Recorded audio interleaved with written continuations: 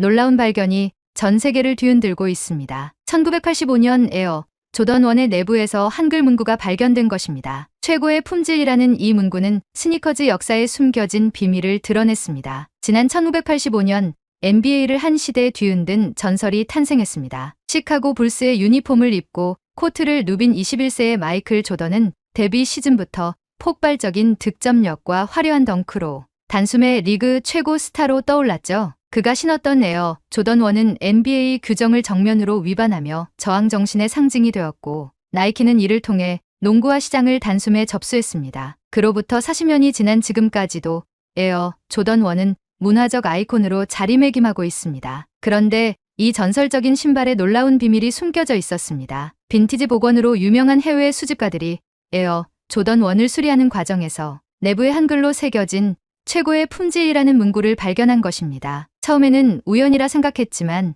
여러 켤레에서 동일한 문구가 반복적으로 나타나자 이것이 단순한 낙서가 아님을 깨달았습니다. 조사 결과 1985년 초기 에어 조던 1은 한국 부산의 국제상사와 동양고 무산업에서 제작되었으며, 한국 장인들이 제품에 대한 자부심을 담아 한글 문구를 새겼다는 놀라운 사실이 밝혀졌습니다. 이 발견은 전 세계 스니커즈 매니아들 사이에서 센세이션을 일으켰고 한국산 조던을 찾는 열풍이 불었습니다. 40년이 지나서야 밝혀진 이 숨겨진 비밀을 살펴보려 합니다. 한 켤레의 신발 속에 담긴 한국 이야기, 그 이야기 지금 시작합니다. 안녕하세요. 저는 뉴욕에서 활동하는 패션 인플루언서 앨리슨 하퍼입니다. 매일 아침 눈을 뜨면 제일 먼저 하는 일은 신발장을 바라보는 것이죠. 사람들은 저를 패션 인플루언서라고 부르지만 제 마음속 깊은 곳에는 항상 스니커즈 마니아라는 정체성이 자리 잡고 있습니다. 특히 빈티지 조던을 수집하고 복원하는 일은 제 인생의 가장 큰 즐거움 중 하나예요.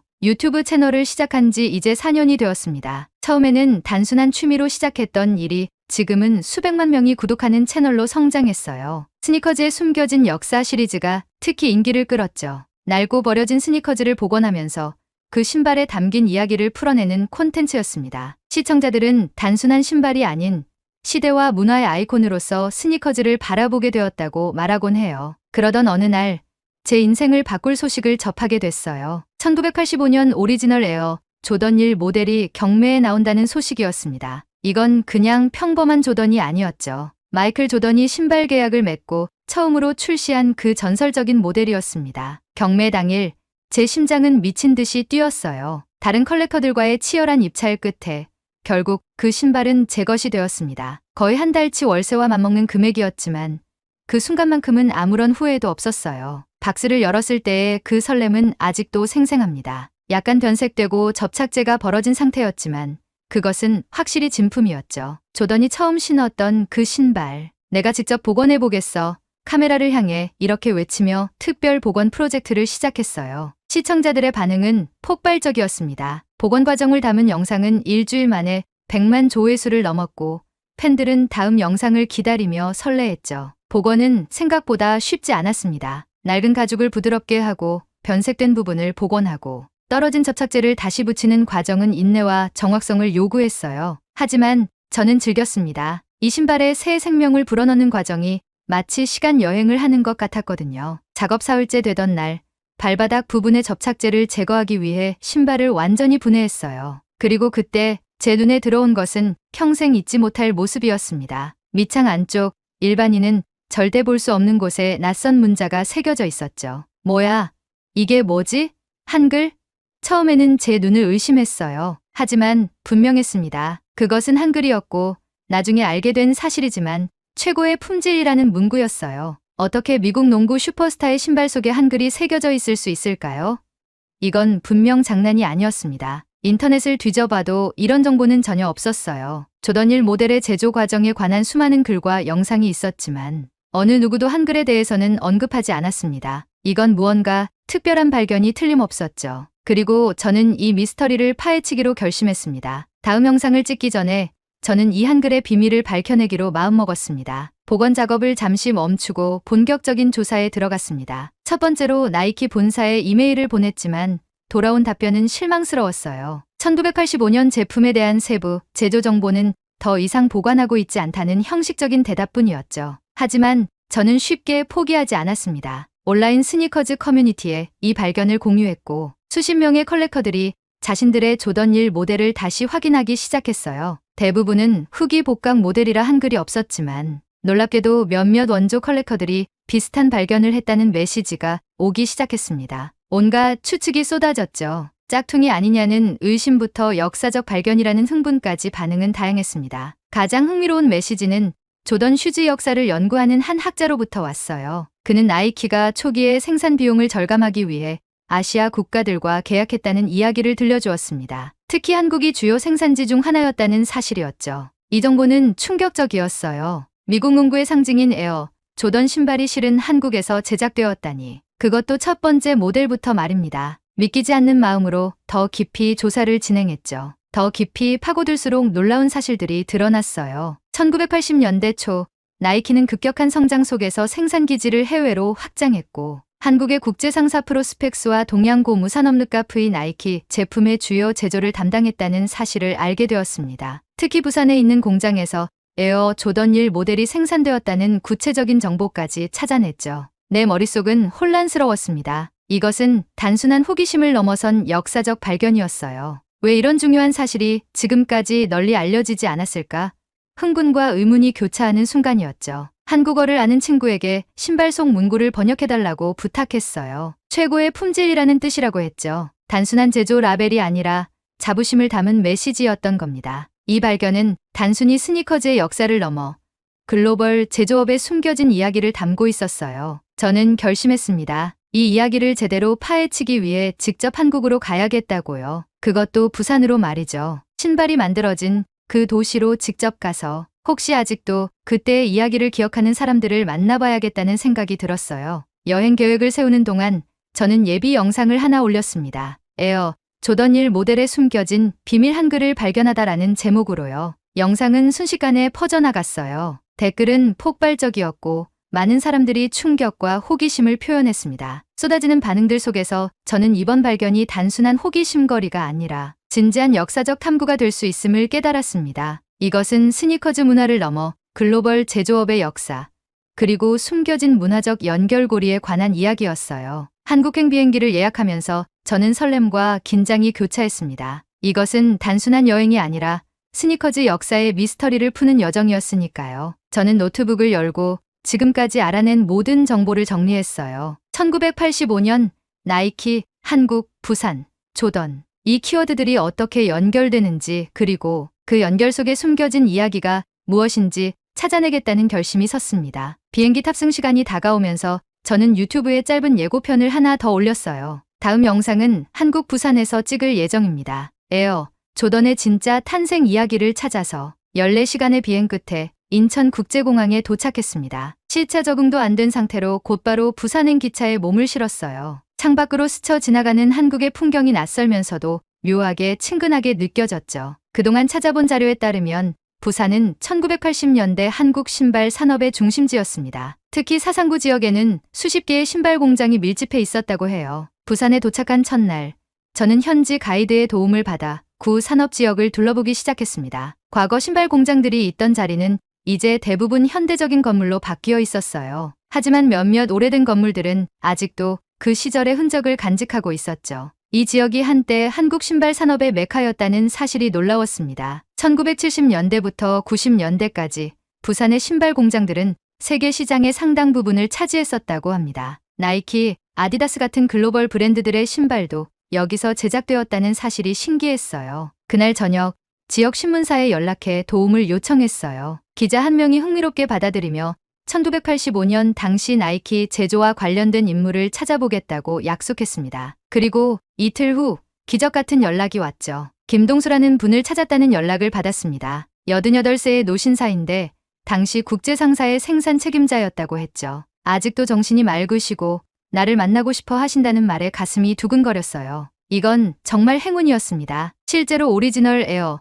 조던 제작에 관여했던 사람을 만날 수 있다니요. 다음날 아침 저는 부산 외곽의 조용한 주택가에 위치한 김동수 할아버지의 집을 방문했습니다. 정원에서 차를 마시며 시작된 인터뷰는 제 예상을 훨씬 뛰어넘는 놀라운 이야기로 가득했어요. 김동수 할아버지는 또렷한 기억력으로 40년 전 일들을 생생하게 들려주셨습니다. 1984년 말 나이키로부터 특별한 주문이 들어왔다고 합니다. 새로운 농구화를 제작해달라는 것이었죠. 그때만 해도 김동수 할아버지는 마이클 조던이 누군지도 잘 몰랐지만 나이키 측에서 이 프로젝트가 매우 중요하다고 강조했다고 했습니다. 김동수 할아버지는 당시 제작 과정의 엄격함에 대해 설명해 주셨어요. 나이키 본사에서 디자인과 사양서가 오면 한국의 기술자들이 그것을 실제 제품으로 구현하는 작업을 했다고 합니다. 특히 에어 조던 1 모델은 일반 농구화와 달리 특별한 주의가 필요했던 제품이었죠. 그들은 단순한 신발을 만든 게 아니었다고 했습니다. 최고의 품질을 위해 자부심을 담았고 그래서 신발 내부에 최고의 품질이라는 한글 문구를 새겼던 거라고 설명했어요. 그건 일종의 그들만의 서명 같은 것이었다고 했습니다. 할아버지의 말씀에 저는 감동이 밀려왔어요. 그들은 단순히 외국 기업의 하청업체가 아니라 자신들의 작품에 자부심을 가진 장인들이었던 겁니다. 그리고 그 자부심의 증거가 바로 제가 발견한 한글 문구였죠. 처음 1000켤레 정도는 모두 부산에서 생산됐다고 합니다. 그 후에 다른 공장으로 생산이 확대되었지만 최초의 에어 조던은 바로 이곳 부산의 손길로 탄생한 것이라고 확인해 주셨습니다. 할아버지는 오래된 앨범을 꺼내 보여주셨습니다. 그 안에는 공장 사진들과 작업 중인 사람들, 그리고 완성된 신발들의 사진이 있었어요. 떨리는 손으로 사진들을 넘기며 저는 역사의 한 페이지를 목격하고 있다는 느낌이 들었습니다. 사진 한 장에는 젊은 김동수 할아버지가 신발을 들고 자랑스럽게 서 있었어요. 당시 한국의 기술은 세계 최고 수준이었다고 합니다. 한국 노동자들의 손재주와 꼼꼼함, 그리고 무엇보다 장인정신이 있었기에 가능했다고 했어요. 사실 나이키도 그걸 알고 있었고 그래서 가장 중요한 신제품을 한국 공장에 맡겼던 것이라고 설명했습니다. 인터뷰를 마치며 김동수 할아버지는 제게 뜻밖의 선물을 주셨습니다. 바로 당시 생산 샘플로 보관해두었던 오리지널 에어 조던 1 모델이었어요. 시간이 흘러 약간 변색되었지만 그 가치는 말로 표현할 수 없었습니다. 이 신발의 진짜 이야기를 세상에 알려달라는 할아버지의 부탁에 저는 고개를 끄덕였습니다. 한국이 만든 신발이 세계적인 아이콘이 되었다는 사실을 알려야겠다고 다짐했어요. 한국의 장인들이 만든 신발이 어떻게 글로벌 스니커즈 문화의 시작점이 되었는지 그 숨겨진 역사를 밝히는 것이죠. 김동수 할아버지와의 만남 이후 저는 더 많은 증거와 이야기를 수집하기로 결심했습니다. 할아버지의 소개로 당시 함께 일했던 다른 장인들도 만날 수 있었어요. 그들 모두 비슷한 자부심으로 그 시절을 회상했죠. 퇴직한 품질 관리자, 생산라인 책임자, 그리고 디자인을 현실화시키는 샘플 제작자까지. 이들의 증언은 한국이 단순한 생산국가가 아닌 품질과 기술력을 갖춘 신발 산업의 강국이었음을 확인시켜 주었습니다. 특히 인상적이었던 건 이창호라는 전 품질 관리자의 말이었어요. 당시 우리는 나이키 본사보다 더 엄격한 품질 기준을 적용했습니다. 미국에서 요구한 것보다 더 단단하고 정밀하게 만들었죠. 그들이 요구한 이상의 것을 제공했기에 나이키가 계속 주문을 맡겼던 겁니다. 이들의 증언을 녹화하면서 저는 이 모든 내용을 담은 다큐멘터리를 만들기로 마음먹었어요. 단순한 유튜브 영상이 아닌 잊혀진 역사를 복원하는 진지한 작업이 되어야 한다고 생각했습니다. 다음 단계로 저는 신발 제조 현장을 직접 볼 수 있는 곳을 찾았죠. 부산의 한 구석에서 아직도 전통적인 방식으로 신발을 만드는 작은 공방을 발견했습니다. 고급 수제화를 제작하는 곳이었죠. 이곳의 장인은 1980년대 신발 공장에서 일했던 경험을 바탕으로 독립해 자신만의 공방을 열었다고 했어요. 그는 흔쾌히 자신의 작업 방식을 보여주고 제가 직접 신발 제작 과정에 참여할 수 있도록 해주었습니다. 가죽을 자르고 재봉하고 밑창을 붙이는 과정은 생각보다 훨씬 복잡하고 정교했어요. 한 켤레의 신발을 완성하는 데만도 100개가 넘는 공정이 필요했습니다. 특히 조던처럼 복잡한 구조의 농구화는 더욱 많은 기술과 정밀함이 요구되었죠. 지금 당신이 해본 건 기본 중의 기본입니다. 진짜 장인이 되려면 10년은 더 배워야 해요. 장인의 말에 저는 새삼장인 정신의 깊이를 느꼈습니다. 이런 정신이 담긴 신발이 40년이 지나도 그 형태와 기능을 유지할 수 있었던 이유를 알 것 같았어요. 부산에서의 취재를 마무리하며 저는 마지막으로 한 가지 실험을 해보기로 했습니다. 김동수 할아버지께 받은 1985년산 오리지널 조던과 제가 최근에 구입한 2023년 복각 모델을 전문가의 도움을 받아 품질 비교 테스트를 진행했어요. 부산대학교 신발산업연구소의 협조로 두 신발의 내구성, 소재 품질, 제작 방식 등을 과학적으로 분석했습니다. 결과는 충격적이었죠. 40년 된 한국산 조던은 여전히 뛰어난 내구성과 안정성을 유지하고 있었어요. 반면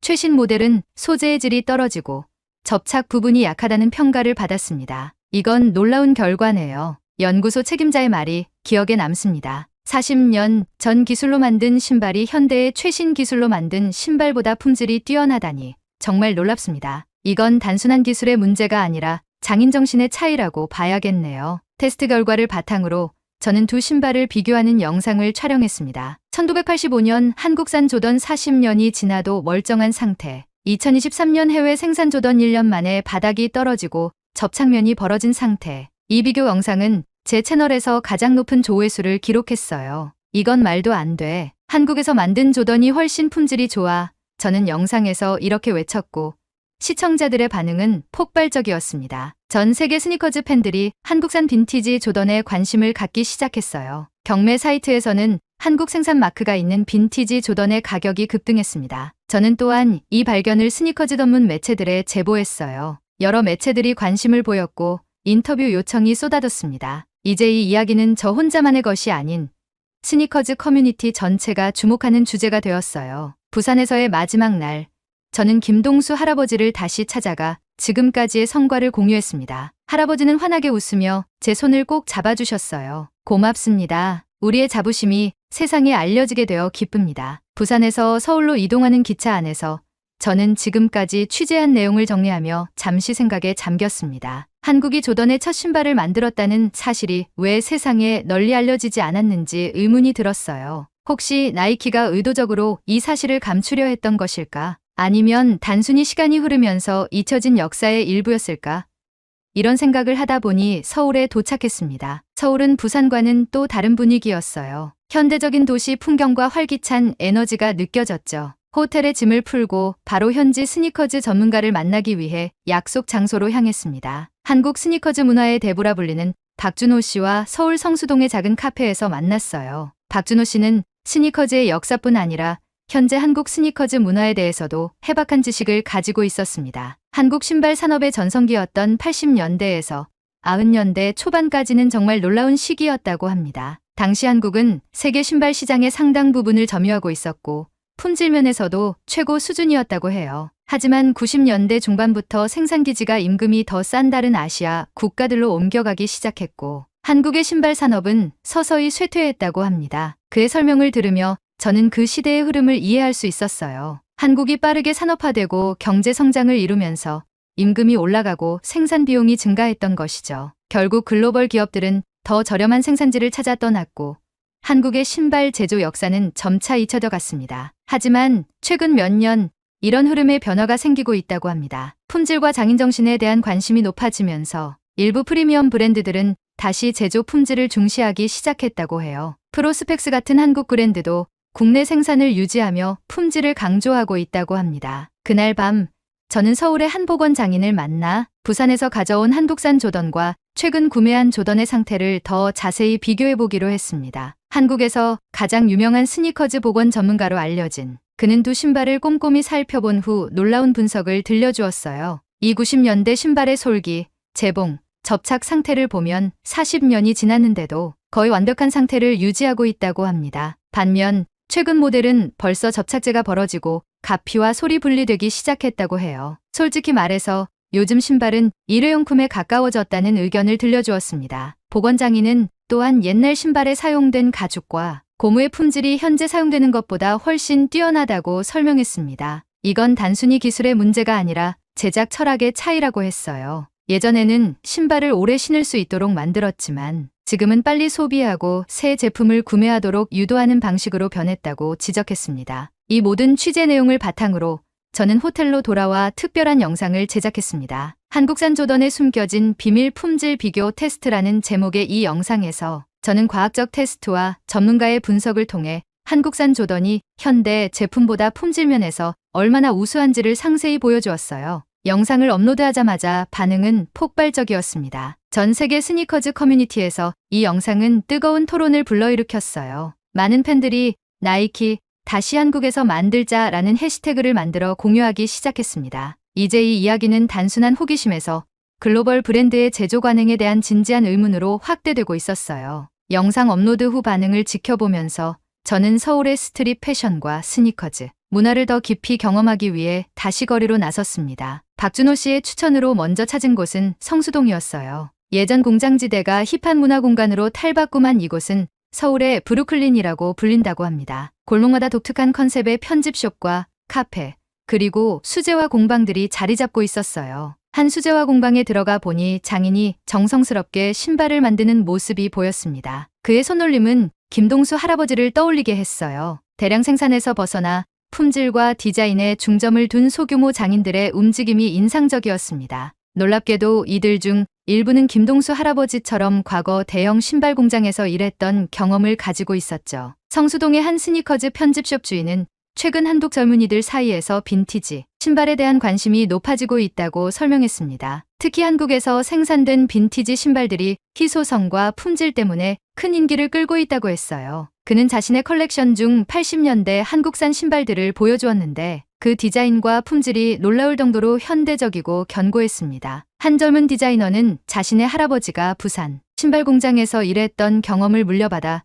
지금의 브랜드를 만들었다고 했습니다. 할아버지의 장인 정신을 이어받고 싶었다고 해요. 지금은 대량 생산의 시대지만 손으로 만드는 신발의 가치는 여전히 중요하다고 생각한다고 전했습니다. 이후 홍대 지역으로 이동했어요. 젊은이들의 에너지로 가득한 이곳은 한국 스트릿 패션의 중심지였습니다. 거리마다 독특한 스타일의 젊은이들이 스니커즈를 자신만의 방식으로 코디하고 있었어요. 스니커즈가 단순한 신발이 아니라 자기 표현의 수단이 되는 모습이 인상적이었습니다. 한 스트릿 패션 포토그래퍼와 대화를 나누면서 한국 스트릿 패션이 전 세계적으로 영향력을 키워가고 있다는 사실을 알게 되었어요. 특히 K-팝과 한국 드라마의 인기로 한국 스타일에 대한 관심이 높아지면서 한국의 스니커즈 문화도 함께 주목받고 있다고 했습니다. 압구정에서는 또 다른 패션 문화를 경험했어요. 고급 브랜드 숍들 사이에서도 스니커즈는 중요한 패션 아이템이었습니다. 특히 한국의 셀럽들이 착용한 스니커즈는 즉시 트렌드가 되고 때로는 수입이 어려운 한정판 스니커즈를 구하기 위해 해외에서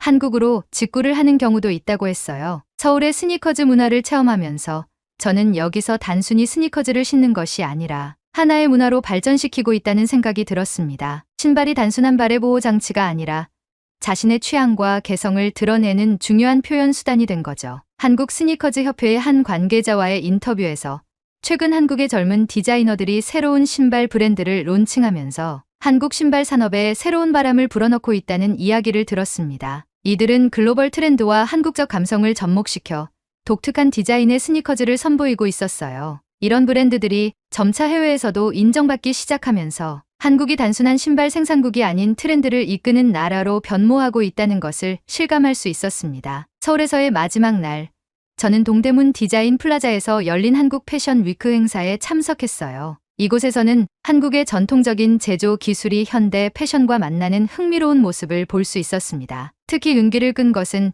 전통공예 기술을 현대 의류와 액세서리에 접목시킨 디자이너들의 작품이었죠. 몇몇 디자이너들은 과거 한국 제조업의 장인정신에서 영감을 받아 컬렉션을 선보였다고 했어요. 그 중에는 신발 산업의 역사적 기술을 현대 패션 아이템에 재해석한 작품도 있었습니다. 수십 년 전 한국 공장에서 사용하던 재봉 기법과 소재, 처리 방식이 현대 디자인에 새롭게 적용된 모습이 인상적이었죠. 행사장을 둘러보며 저는 한국의 제조 산업이 단순히 과거의 영광이 아니라 현재 진행형의 문화임을 깨달았어요. 과거의 제조 기술과 장인정신이 현대 디자인과 만나 새로운 형태로 발전하고 있는 것이죠. 이것은 단순한 산업의 역사가 아니라 한 나라의 문화적 정체성과 미학이 담긴 이야기였습니다. 서울을 떠나기 전 저는 이곳에서 체험한 모든 것을 영상으로 담았어요. 한국의 과거와 현재, 그리고 미래가 공존하는 패션과 제조 문화의 모습이었습니다. 이제 뉴욕으로 돌아가 이 모든 이야기를 세상에 알릴 준비를 해야 했죠. 뉴욕으로 돌아온 저는 곧바로 한국에서 수집한 자료들을 정리하기 시작했습니다. 사진, 영상, 인터뷰 내용, 그리고 무엇보다 한국산 조던 신발과 현대 신발의 비교 테스트 결과가 핵심이었어요. 이 모든 내용을 압축해 한 편의 영상으로 만들어 유튜브에 업로드했습니다. 제목은 단순하고 강렬하게 정했어요. 조던 1 속 한글 발견, 당신이 몰랐던 진실. 영상 업로드 후 첫 주에 조회수는 예상보다 빠르게 50만을 넘었습니다. 댓글은 활발하게 달렸고 몇몇 스니커즈 전문 매체에서 인터뷰 요청이 왔어요. 저는 인스타그램과 트위터에도 짧은 클립들을 올렸는데 스니커즈 커뮤니티 내에서 상당한 관심을 받았습니다. 우리가 신는 조던이 사실 한국산이었다고?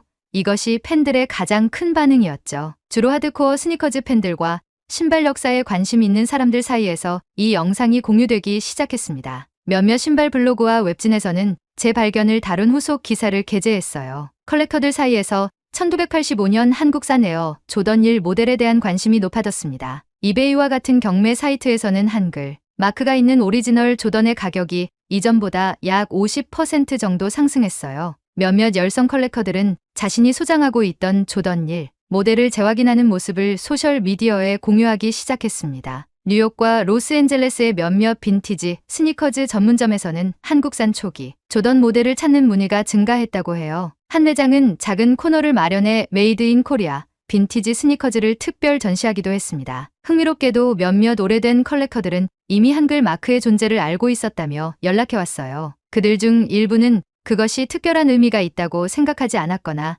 단순한 제조 코드로 여겼다고 했습니다. 이제 그 한글이 실제로 한국 장인들의 자부심을 담은 메시지였다는 사실이 알려진 셈이었죠. 스니커즈 관련 팟캐스트와 유튜브 채널들에서 이 주제가 다뤄졌고 저는 몇 군데 출연해 발견, 과정과 한국에서의 경험을 이야기했어요. 한 인기 스니커즈 팟캐스트에서는 나이키의 전 디자이너를 초대해 저와 함께 당시 생산 방식에 대해 토론하는 시간을 가지기도 했습니다. 소셜미디어에서는 한국산 빈티지 조던 찾기 같은 해시태그가 스니커즈 커뮤니티 내에서 소규모 트렌드가 되었어요. 몇몇 영향력 있는 스니커즈 컬렉터들은 자신들이 소장한 한국산 빈티지 모델을 공유하며 그 가치를 재평가하기 시작했습니다. 스니커즈 전문 잡지 솔 컬렉터는 저에게 인터뷰를 요청했고 잊혀진 스니커즈 역사를 발굴하다라는 제목의 기사를 게재했어요. 이 기사는 단순히 제 발견만 다룬 것이 아니라 글로벌 스니커즈 제조 역사와 아시아 국가들의 기여에 대해서도 조명했습니다. 한국에서도 반응이 있었어요. 몇몇 스니커즈 관련 온라인 커뮤니티와 블로그에서 제 영상이 번역되어 공유되었고 부산의 신발 산업 역사에 관심을 갖는 젊은이들이 늘어났다고 합니다. 김동수 할아버지와 같은 장인들의 이야기가 한국 내에서도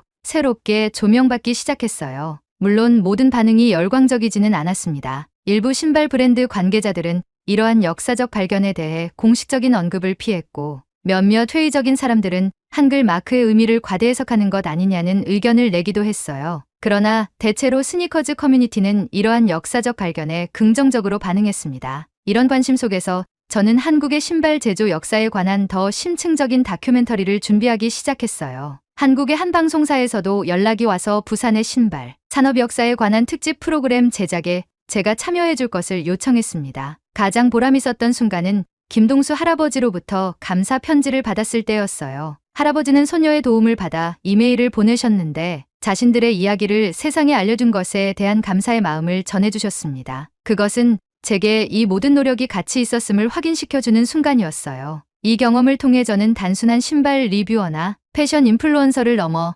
잊혀진 역사와 문화를 연결하는 역할을 하게 되었다고 느꼈습니다. 미국과 한국, 과거와 현재, 제조업과 패션 문화가 한 켤레의 신발 속에 모두 담겨 있었고 그 이야기를 발굴해내는 과정은 제 인생에서 가장 의미 있는 경험 중 하나가 되었어요. 발견한 지 반년이 지난 지금 저는 다시 한번 그 특별한 신발을 손에 들고 있습니다. 이제는 단순한 빈티지 스니커즈가 아닌 숨겨진 역사를 간직한 유물 같은 느낌이에요. 당시에는 몰랐지만 이 한 켤레의 신발이 제 인생과 시각을 이렇게 바꿔놓을 줄은 상상도 못했습니다. 이 모든 경험을 정리하기 위해 저는 한글 조던 프로젝트라는 이름의 웹사이트를 개설했어요. 여기에는 부산과 서울에서의 취재 내용, 김동수 할아버지와 다른 장인들의 인터뷰, 그리고 신발 비교, 테스트 결과까지 모든 내용을 담았습니다. 이 웹사이트는 스니커즈 팬들뿐만 아니라 글로벌 제조업의 역사에 관심 있는 사람들에게도 좋은 자료가 될 거라고 생각했어요. 김동수 할아버지와는 정기적으로 연락을 주고받고 있습니다. 할아버지는 최근 지역 신발 제조업 역사 보존 모임에 참여하고 계시다고 해요. 젊은 세대에게 전통적인 신발 제작 기술과 역사를 알리는 일에 작은 힘을 보태고 계신다고 합니다. 할아버지의 지혜와 경험이 다음 세대로 이어지는 모습을 보면 가슴이 뿌듯해져요. 제 유튜브 채널의 방향성도 조금씩 변화했습니다. 이제는 단순히 신발 리뷰나 복원에 그치지 않고 제품 이면의 이야기라는 시리즈를 통해 우리가 일상적으로 사용하는 물건들의 역사와 제작 과정, 그 뒤에 숨겨진 사람들의 이야기를 소개하고 있어요. 우리 주변에는 아직 알려지지 않은 수많은 이야기가 있다는 것을 깨달았기 때문입니다. 제품을 바라보는 제 시각도 완전히 달라졌습니다. 이제 신발이나 다른 모든 제품들은 단순한 소비재가 아닌 문화와 역사, 그리고 사람들의 이야기가 담긴 매개체로 느껴져요. 제품 하나에도 수많은 사람들의 노력과 열정, 그리고 자부심이 담겨 있다는 사실을 이제는 누구보다 잘 알게 되었습니다. 지역대학의 디자인과에서 제조업의 글로벌 역사와 문화적 맥락에 대해 특강을 해달라는 제안도 받았어요. 학생들에게 한국 제조업의 역사와 그 의미에 대해 이야기하며 표면적으로 보이는 것만으로 판단하지 말고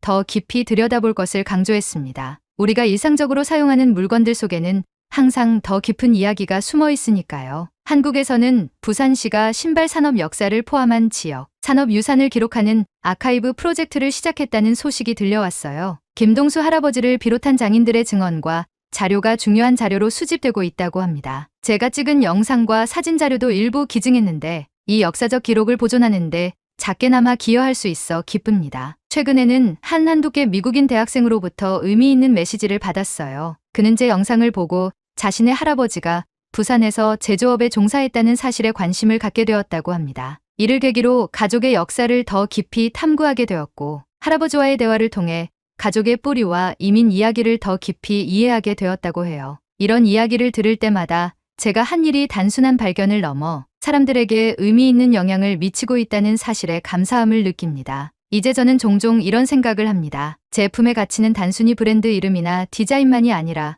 그것을 만드는 사람들의 기술과 열정, 그리고 자부심에서 비롯된다는 것을요. 많은 제품들이 실제로는 이름 없는 장인들의 손길로 태어나고 그들의 이야기는 종종 잊혀지곤 합니다. 하지만 그 실체가 조금씩 세상에 알려지고 있어 다행이라고 생각해요. 가끔은 이런 우연한 발견이 없었다면 이 역사는 계속 잊혀졌을지도 모른다는 생각에 아찔함을 느낍니다. 얼마나 많은 이야기들이 아직 발견되지 않은 채 우리 주변에 존재하고 있을까요? 우리가 당연하게 여기는 일상 속 사물들 안에는 얼마나 많은 숨겨진 역사와 이야기가 담겨 있을까요? 이번 경험을 통해 저는 단순히 물건을 소비하는 방식에서 벗어나 그 뒤에 숨겨진 이야기와 사람들에게 더 관심을 갖게 되었습니다. 특히 제조업에 대한 시각이 완전히 달라졌어요. 좋은 제품은 단순히 기술이나 자본의 결과물이 아니라 그것을 만드는 사람들의 장인정신과 자부심이 있었기에 가능했던 것임을 이제는 분명히 알게 되었습니다. 이제부터 저는 물건을 볼 때 그 이면의 이야기에 더 관심을 갖게 될 것 같아요. 그리고 모든 제품 속에 담긴 보이지 않는 노력과 역사에 더 귀 기울이게 될 것입니다. 결국 우리가 사용하는 모든 것에는 누군가의 열정과 노력이 담겨 있으니까요. 이것이 제가 한 켤레의 신발 속에서 발견한 가장 소중한 교훈입니다. 사연을 재밌게 들으셨다면 구독과 알림 설정 부탁드립니다. 여러분의 구독과 알림 설정은 영상 제작에 큰 힘이 됩니다. 지금까지 외국인의 시선에서 한국의 감동에 빠진 이야기를 전해드리는 감동 다이브였습니다. 좋은 하루 보내세요. 감사합니다. 대한민국 최고의 트로트 가수 나훈아. 그는 단순한 가수가 아닌 한 시대의 상징이었습니다. 수십 년간 가왕의 자리를 지키며 정치권의 끊임없는 러브콜을 받았지만 오직 음악만을 고집했던 예술가였습니다. 정말로 국가와 민족을 위한다면 나는 노래를 불러야 한다는 그의 소신은 한국 대중음악의 전설로 남았습니다. 그런데 최근 베를린의 한 공연장에서 믿기 힘든 광경이 펼쳐졌습니다. 클래식의 본고장에서 나훈아의 고향역이 울려 퍼진 것입니다. 더욱 충격적인 것은 그 주인공이 금발의 독일인 성악가라는 사실입니다. 울긴 왜 울어를 마이클 잭슨이 더 잘 부릅니까? 라며 자부심을 보였던 나훈아의 노래를 한국말도 서툰 독일 여성이 부르고 있었습니다. 그런데 이상했습니다. 객석에 있던 교민들은 눈물을 훔쳤고 독일인들은 그저 놀라움을 감추지 못했습니다. 도대체 어떻게 된 일일까요? 베를린 필하모닉의 기대주로 불리던 그녀가 왜 하필 한국의 트로트에 매료된 것일까요? 그 시작에는 한국 전쟁의 아픔을 간직한 한 할머니의 놀라운 사연이 있었습니다. 안녕하세요. 저는 독일 베를린에 살고 있는 한나 슈미트입니다. 지금은 클래식 성악가로 활동하고 있지만 제가 한국의 트로트 가수라는 새로운 꿈을 꾸게 된 데에는 특별한 사연이 있습니다. 제가 6살이었던 그때 저희 집 옆에는 김순자 할머니가 살고 계셨습니다. 의사였던 부모님은 항상 바쁘셔서 저는 방과 후면 할머니 댁에서 시간을 보내야 했습니다. 처음에는 독일어가 서툰 할머니가 조금 무서웠지만 매일 보는 할머니의 환한 미소 덕분에 곧 마음을 열 수 있었습니다. 할머니의 집에서는 항상 음악이 흘러나왔습니다. 지금 생각해보니 그게 전부 트로트였네요. 특히 나훈아라는 가수의 노래를 자주 틀어주셨는데 어린 제가 듣기에도 왠지 모르게 가슴을 울리는 무언가가 있었습니다.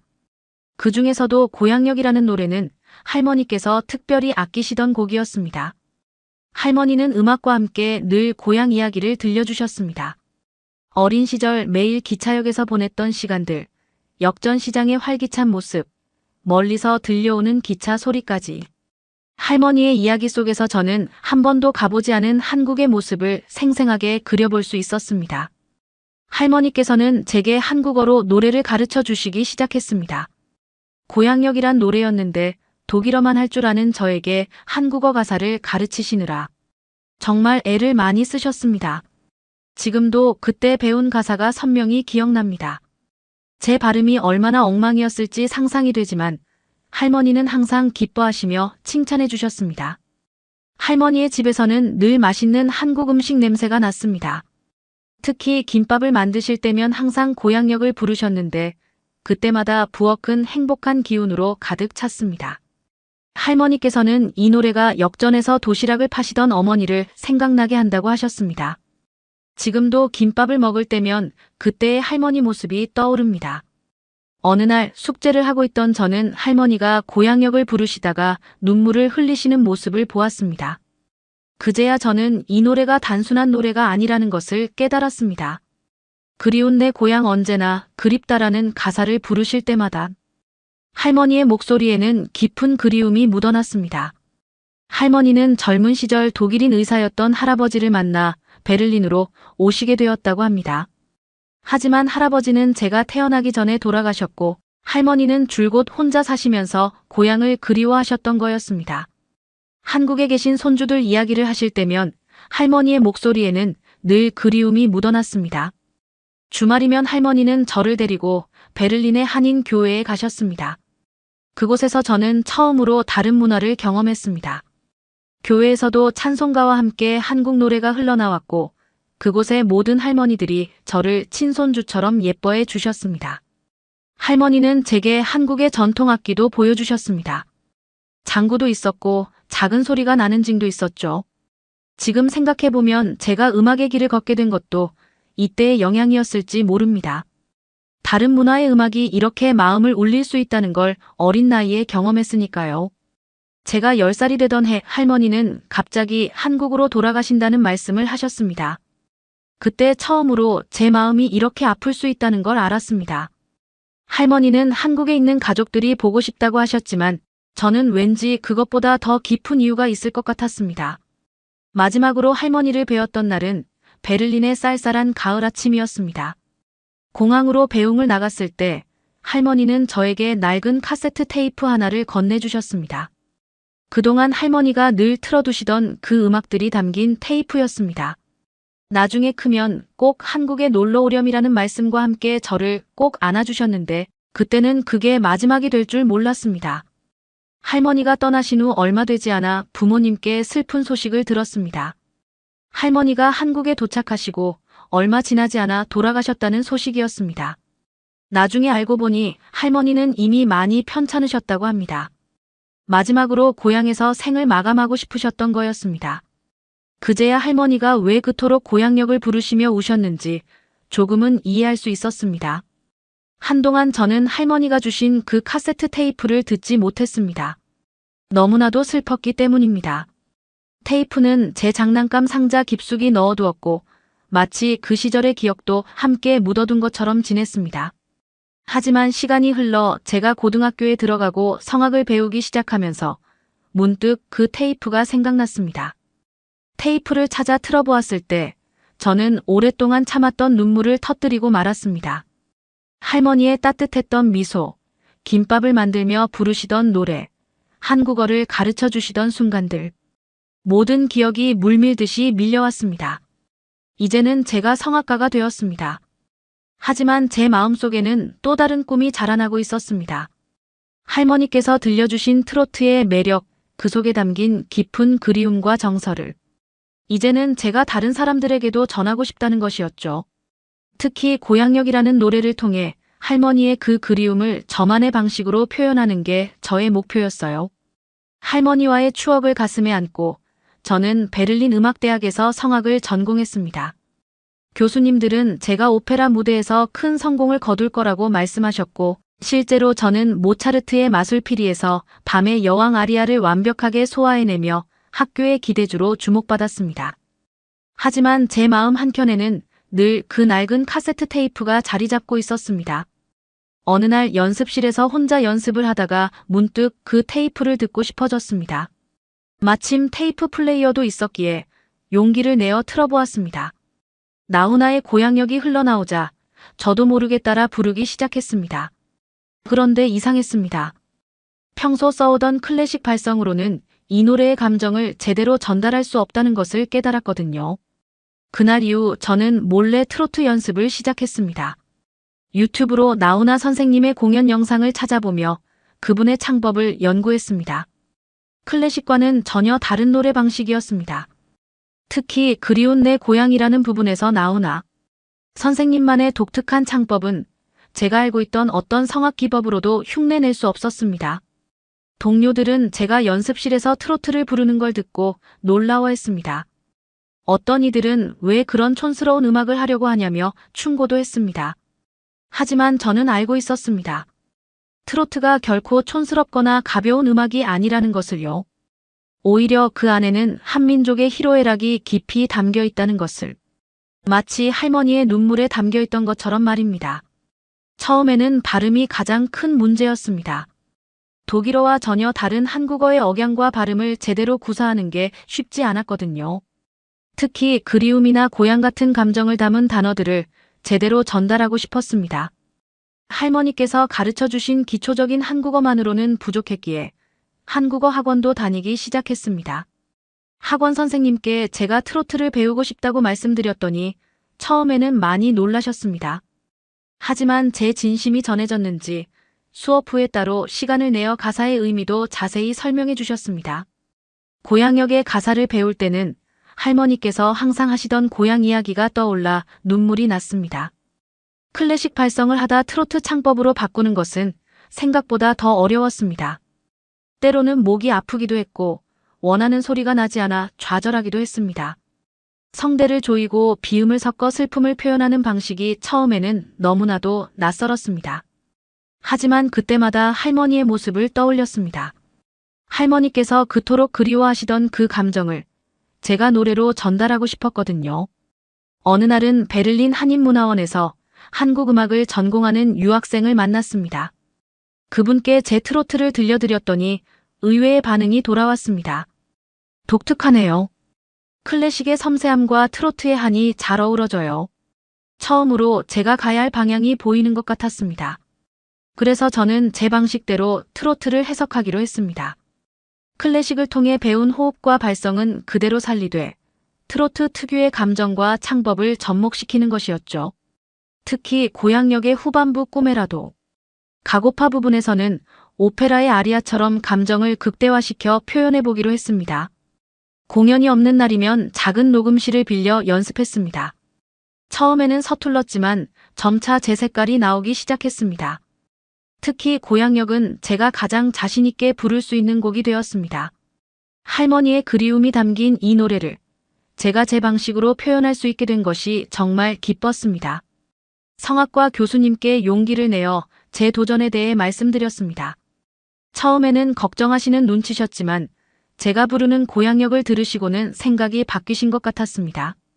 한나, 내가 찾은 이 새로운 길이 어떤 결과를 가져올지 모르지만 내 진심이 전해진다라고 말씀해 주셨습니다. 그렇게 준비를 하던 어느 날 저는 큰 결심을 했습니다. 바로 할머니의 고향, 한국으로 가기로 한 것이었죠. 그곳에서 제가 그동안 준비한 노래를 들려드리고 싶었습니다. 할머니께서 그토록 그리워하시던 그 기차역을 찾아가 제 나름의 방식으로 이 노래를 완성하고 싶었습니다. 제 가방 안에는 할머니가 주신 그 카세트 테이프를 넣었습니다. 더 이상 장난감 상자 속에 숨겨두지 않기로 했습니다. 이 테이프 속의 노래들처럼 저도 누군가의 마음을 울리는 가수가 되고 싶었거든요. 비록 클래식 성악가로 시작한 제가 트로트를 부른다는 게 많은 사람들에게는 이상하게 보일 수도 있었지만 그때의 저는 제가 가야 할 길을 찾은 것 같았습니다. 그렇게 저는 한국행 비행기 표를 예매했습니다. 할머니의 고향을 찾아가는 여정을 시작하기로 한 것이었죠. 제가 새롭게 태어난 고향역을 그곳에서 불러보고 싶었고 할머니께서 그토록 그리워하시던 그곳에서 저도 할머니의 마음을 온전히 이해하고 싶었습니다. 드디어 저는 인천국제공항에 발을 내딛었습니다. 베를린 필하모닉의 동료들은 제가 휴가를 내자 의아해했었죠. 성악가에게 휴식은 목소리 관리를 위해 집에서 조용히 보내는 것이 일반적이니까요. 하지만 저는 꼭 이곳에 와야만 했습니다. 공항에서 기차를 타고 한국의 도시들을 지나가면서 가슴이 뛰었습니다. 창밖으로 스쳐 지나가는 한국의 풍경들이 낯설면서도 왠지 모르게 친근하게 느껴졌습니다. 할머니께서 들려주신 이야기 속 그 나라를 이제야 제 눈으로 직접 보고 있다는 사실이 믿기지 않았습니다. 첫 목적지에 도착했을 때는 이미 해가 저물어가고 있었습니다. 할머니께서 자주 말씀하시던 기차역을 보고 싶어 서둘러 짐을 풀고 그곳으로 향했습니다. 멀리서 들려오는 기차 소리에 절로 발걸음이 빨라졌습니다. 그 기차역은 할머니의 말씀 그대로였습니다. 오가는 사람들의 발걸음 소리, 열차 안내 방송, 그리고 플랫폼에 서 있는 사람들의 모습까지. 문득 제가 들고 온 작은 블루투스 스피커에서 고향역을 틀어보았습니다. 이상하게도 이곳에서 들으니 노래가 전혀 다르게 들렸습니다. 마치 할머니의 목소리로 들리는 것만 같았습니다. 저도 모르게 노래를 따라 부르기 시작했습니다. 베를린에서 그토록 연습했던 창법이 이곳에서는 자연스럽게 흘러나왔습니다. 혹시나 주변 사람들의 시선이 신경 쓰일까 했지만 그런 걱정은 기우였습니다. 오히려 한 할아버지께서 다가오셔서는 제 노래를 가만히 들으시더니 무언가를 말씀하셨습니다. 한국어 공부를 열심히 했지만 아직 일상회화가 서툴러서 정확히 알아듣지는 못했습니다. 천천히 영어로 I'm from 점원이라고 말씀드리자 할아버지께서는 놀란 표정을 지으셨습니다. 다행히 옆에 있던 젊은 분이 영어로 통역을 해주셨습니다. 알고 보니 할아버지께서는 이 기차역 근처에서 40년 넘게 식당을 하셨다고 합니다. 옛날에는 이 노래가 역 근처에서 하루 종일 울려 퍼졌었다는 할아버지의 말씀을 통역해 들으니 다음 날 저는 할머니께서 자주 말씀하시던 전통시장을 찾았습니다. 시장 골목골목을 걸으며 할머니의 발자취를 따라가는 기분이었습니다. 문득 어디선가 트로트 음악이 들려왔습니다. 따라가 보니 작은 라디오 가게였습니다. 주인 아주머니와는 서투른 한국어와 영어를 섞어가며 대화를 나눴습니다. 제가 독일에서 왔다는 것을 알아차리신 아주머니는 손짓 발짓을 섞어가며 저를 근처 식당으로 데려가셨습니다. 식당에서 최선을 다해 제 이야기를 들려드렸습니다. 김순자, 할머니, 베를린 이라는 단어를 겨우 전하자 아주머니는 제 서툰 한국어에 더욱 관심을 보이셨습니다. 다행히 옆 테이블에 계시던 대학생이 영어로 도와주셔서 할머니와의 추억과 제가 트로트를 부르게 된 이야기를 전할 수 있었습니다. 아주머니는 제 이야기를 들으시더니 잠시 자리를 비우셨다가 돌아오셨습니다. 손에는 낡은 LP가 들려 있었습니다. 대학생의 통역으로 알게 된 사실이었지만 그것은 아주머니의 어머님이 평생 모으신 나훈아 선생님의 음반이었습니다. 비록 말은 통하지 않았지만 아주머니의 눈빛에서 진심이 느껴졌습니다. 그날 저녁 저는 용기를 내어 코인 노래방을 찾았습니다. 처음에는 많이 긴장됐지만 고향역을 부르기 시작하자 모든 걱정이 사라졌습니다. 제 노래가 끝나자 노래방에 있던 모든 분들이 박수를 쳐주셨습니다. 말은 통하지 않았지만 그 포옹에 담긴 따뜻한 마음이 고스란히 전해졌습니다. 이렇게 한국에서의 하루하루가 지나갔습니다. 낮에는 할머니의 흔적을 찾아 도시를 돌아다녔고 밤에는 작은 노래방에서 트로트를 불렀습니다. 때로는 기차역 앞에서 즉흥적으로 노래를 부르기도 했습니다. 비록 사람들과 대화는 어려웠지만 음악은 마법처럼 우리를 하나로 이어주었습니다. 마지막 날 저는 다시 그 기차역을 찾았습니다. 할머니께서 젊은 시절 매일 이 역에서 아버지를 기다렸다고 하셨던 그 역이었습니다. 저는 그 자리에 서서 노래를 불렀습니다. 제 목소리가 역사 안에 울려 퍼지는 동안 문득 하늘나라에 계신 할머니도 이 노래를 듣고 계시지 않을까 하는 생각이 들었습니다. 그렇게 한국에서의 시간은 끝이 났고 저는 다시 베를린으로 돌아가야 했습니다. 하지만 이번 여행은 제 인생의 전환점이 되었습니다. 이곳에서 느낀 감동과 받은 사랑을 잊지 않고 제 나름의 방식으로 트로트를 전하고 싶었습니다. 그리고 그 시작은 베를린 한인문화원이 될 것이었습니다. 베를린으로 돌아온 후 저는 매일 밤 한국에서 찍은 사진들을 보며 그곳에서의 기억을 되새겼습니다. 특히 그 기차역에서의 마지막 순간들이 자주 떠올랐습니다. 한국에서의 경험은 제 음악에 더 깊은 감정을 더해 주었습니다. 한국에서 받은 나훈아 선생님의 LP들을 들으며 저는 조금씩 제 버전의 고향역을 다듬어 갔습니다. 클래식 성악의 테크닉은 그대로 살리되 트로트만의 독특한 창법과 감성을 접목시켰습니다. 한국의 기차역에서 느꼈던 그 감정을 고스란히 담아내려 노력했습니다. 어느 날 베를린 한인문화원에서 한국문화의 날 행사를 연다는 소식을 들었습니다. 행사 담당자분이 우연히 제 연습 영상을 보셨다고 했습니다. 한국 가요를 부르는 독일인 성악가라니 무척 흥미로워하셨더군요. 문화원 측에서 이번 행사에서 공연을 해보는 게 어떻겠냐고 제안해 주셨습니다. 처음에는 망설였습니다. 아직 한국어 발음도 서툴고 트로트도 완벽하지 않았으니까요. 하지만 문득 한국의 기차역에서 노래를 부를 때 느꼈던 그 자신감이 떠올랐습니다. 비록 작은 무대였지만 제가 느낀 트로트의 매력과 감동을 다른 사람들과 나눌 수 있는 기회라고 생각했습니다. 공연 준비는 생각보다 더 큰 도전이었습니다. 음대 시절 친하게 지내던 작곡과 친구의 도움을 받아 피아노 반주를 새롭게 편곡했습니다. 클래식의 섬세함과 트로트의 감성을 모두 담아내려 노력했죠. 밤낮으로 연습했지만 늘 부족한 것 같았습니다. 한국어 발음도 더욱 정확하게 다듬어야 했습니다. 한국에서 만난 대학생과 꾸준히 화상통화를 하며 발음 교정을 받았습니다. 특히 그리움이라는 단어 하나를 제대로 발음하는 데에만 며칠을 쏟기도 했죠. 하지만 포기하지 않았습니다. 할머니의 마지막 모습을 떠올리며 한 단어 한 단어를 정성껏 연습했습니다. 공연 날짜가 다가올수록 긴장이 되었습니다. 관객의 대부분이 한국 분들일 텐데 과연 제 노래를 어떻게 받아들이실지 걱정되었습니다. 혹시 한국의 정서를 제대로 살리지 못한다면? 발음이 이상하다면?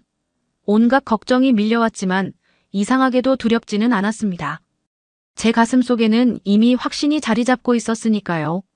문화원 공연 당일, 저는 특별한 의상을 준비했습니다.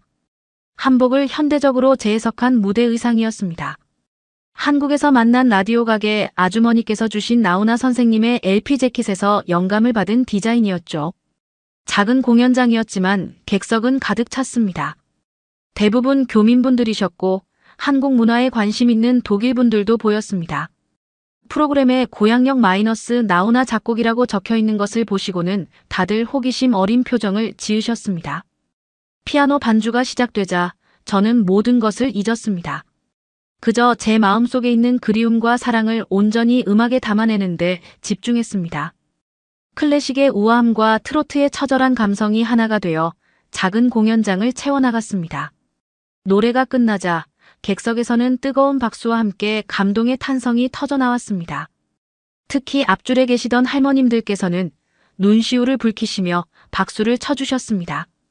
그 모습에서 저는 김순자 할머니를 떠올렸습니다. 공연이 끝난 후 많은 분들이 저를 찾아와 주셨습니다. 서투른 한국어로 이야기를 나누면서 저는 음악이 가진 힘을 다시 한번 느낄 수 있었습니다. 한 할머님께서는 우리 노래를 이렇게 예쁘게 불러줘서 고맙다고 하시며 꼭 안아주셨습니다. 그날의 작은 성공은 저에게 큰 용기가 되었습니다. 트로트가 세대와 문화를 뛰어넘어 사람들의 마음을 움직일 수 있다는 것을 직접 경험했기 때문이었죠. 그리고 그날 저녁 저는 또 다른 도전을 결심했습니다. 바로 베를린의 노인복지 시설들을 찾아다니며 공연을 하는 것이었습니다. 음악으로 더 많은 이들과 교감하고 싶었습니다. 한인문화원에서의 공연 이후 제 삶에는 작지만 의미 있는 변화들이 찾아왔습니다. 공연을 보신 분들의 입소문을 통해 베를린의 다른 한인회에서도 연락이 왔고 독일 노인복지시설에서도 문화교류 공연을 제안받았습니다. 처음에는 망설여졌습니다. 아직 부족한 실력으로 더 많은 분들 앞에서 노래를 불러도 될지 걱정되었거든요. 하지만 한인문화원에서 만난 할머님들의 따뜻했던 반응을 떠올리며 용기를 냈습니다. 음악은 완벽한 기술이 아닌 진심을 전하는 것이라고 할머니께서 늘 말씀하셨던 것처럼요. 베를린의 작은 한인회관에서 첫 초청 공연을 했습니다. 긴장된 마음으로 준비했지만 관객들은 제 서툰 한국어와 부족한 창법도 따뜻하게 받아주셨습니다. 오히려 공연이 끝난 후에는 김치와 떡을 손수 싸주시며 다음에 또 와달라고 하셨습니다. 그러다 특별한 제안을 받았습니다. 베를린시 노인복지과에서 진행하는 문화나눔 프로젝트였습니다.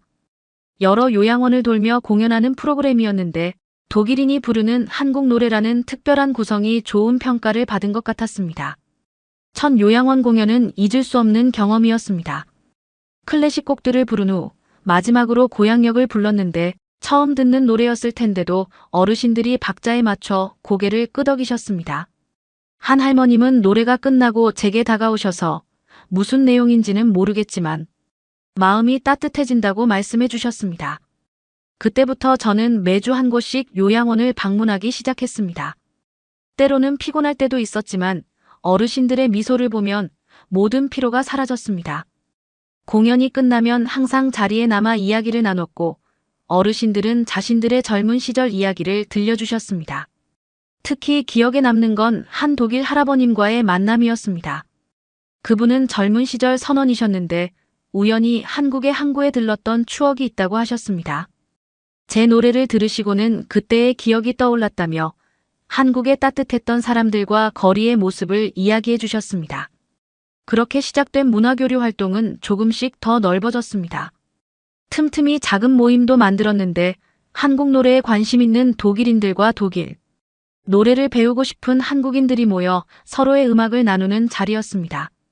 모임에서는 고향역을 독일어로 번역해서 부르기도 하고 독일 민요를 한국어로 개사해서 부르기도 했습니다.